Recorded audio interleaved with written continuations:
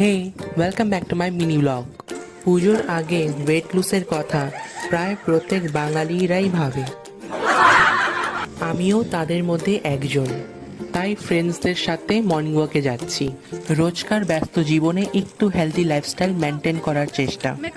সবাই হয়তো ভাবছে আজকে সূর্যটা কোন দিকে উঠেছে, কারণ আমরা কোনোদিনই এত সকালবেলায় ঘুম থেকে উঠি না।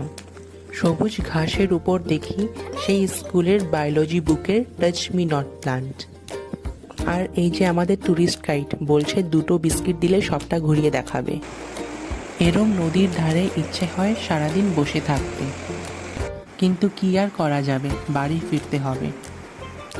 এই নীল আকাশ আর কাশফুলের দোলা জানান দিচ্ছে মায়ের আগমন বার্তা।